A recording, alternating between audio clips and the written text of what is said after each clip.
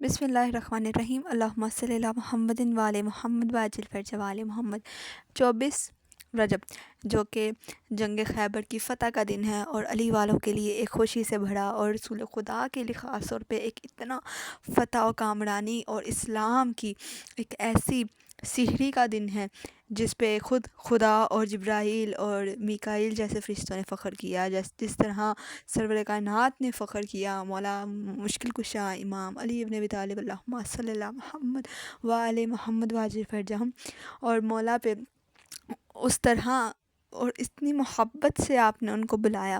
تو آج ہم وہ واقعہ پیش کریں گے۔ آپ کے جنگ خیبر مدینہ منورہ سے تقریباً 85 میل کے فاصلے پر یہودیوں کی بستی تھی۔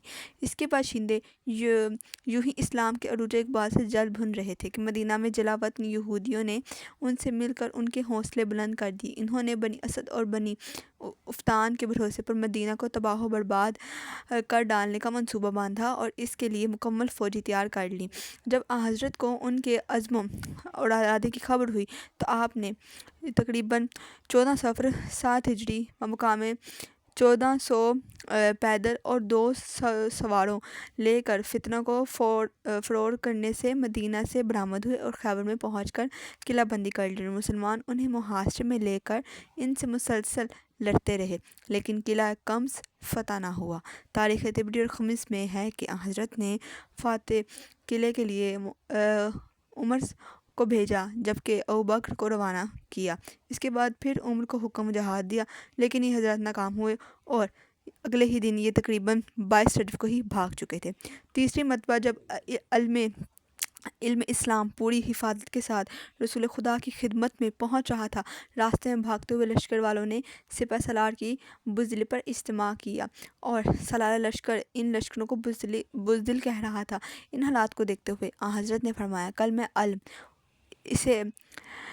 اسلام اسے بہادر کو دوں گا جو مرد ہوگا اور بھر بھر کر حملہ کرنے والا ہوگا اور کسی حال میں بھی میدان جنگ سے نہ بھاگے گا۔ وہ خدا اور رسول کو دوست رکھتا ہوگا اور خدا اور رسول اس کو دوست رکھتے ہوں گے، اور وہ اس وقت تک میدان سے نہ پلٹے گا جب تک خداوند عالم اس کے دونوں ہاتھوں پر فتح نہ دے دے۔ پیغمبر اسلام کے اس فرمانے سے اہل اسلام میں ایک خاص کیفیت پیدا ہوگی اور ہر ایک کے لیے دل میں امنگ آموج ہوگی کہ کل علم اسلام کس صورت سے مجھے ملے گا یا نہیں ملے گا۔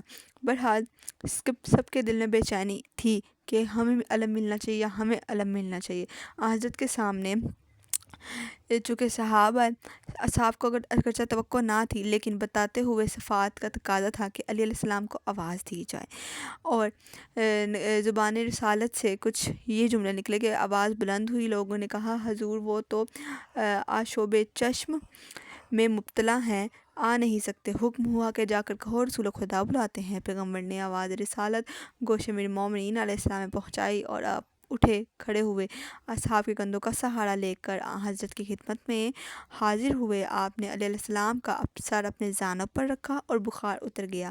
سبحان اللہ، لعاب دہن لگایا اور آشوب چشم جاتا رہا۔ حکم ہوا، علی میدان میں جاؤ اور قلعہ قمس کو فتح کرو۔ علی علیہ السلام نے روانہ ہوتے ہی پوچھا، حضور کب تک لڑوں اور کب واپس؟ فرمایا، جب تک فتح نہ ہو۔ حکم رسول پا کر علی علیہ السلام میدان میں پہنچے، پتھر پر علم نصب کیا اور ایک یہودی نے پوچھا، آپ کا نام کیا ہے؟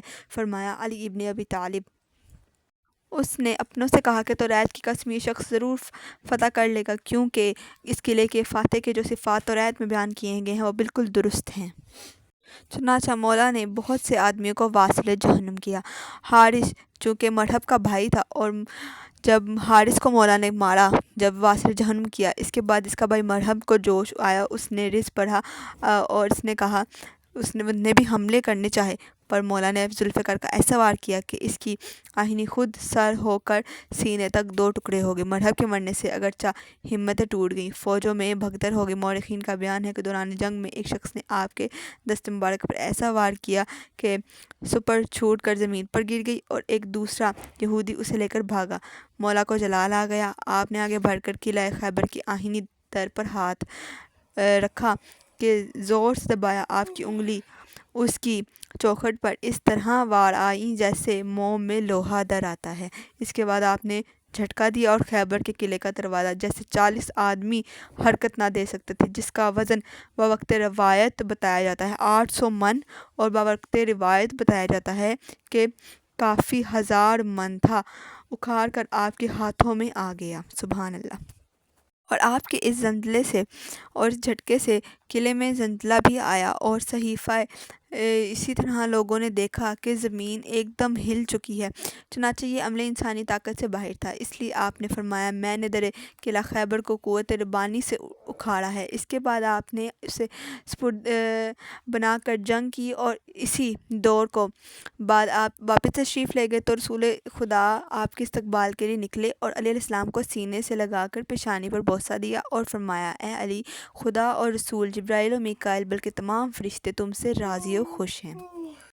اور ساتھ ہی ساتھ رسول خدا نے یہ بھی فرمایا کہ اے علی، تمہیں خدا نے وہ فضیلت دی ہے کہ اگر میں اسے بیان کرتا تو لوگ تمہاری خاک قدم بطور تبرک اٹھا کر رکھتے۔ تاریخ میں ہے کہ فتح خیبر کے دن حضور کو دوہری خوشی ہوئی، ایک فتح خیبر اور دوسری حبش سے مرجعیت جعفر تیار کی۔ کہا جاتا ہے کہ اسی موقع پر ایک عورت زینب بنت حارث نامی نے حضرت کو بنے ہوئے گوشت میں زہر بھی دیا گیا تھا، کچھ روایات کے مطابق۔ بہرحال یہ تھا خیبر کا واقعہ جو کہ ہم سب کے لیے ایک بہت حیرت انگیز اور بہت خوبصورت ترین واقعہ ہے۔ یقیناً آپ کو پسند آیا ہوگا۔ اپنا زیادہ خیال رکھیے گا۔ اللہ حافظ۔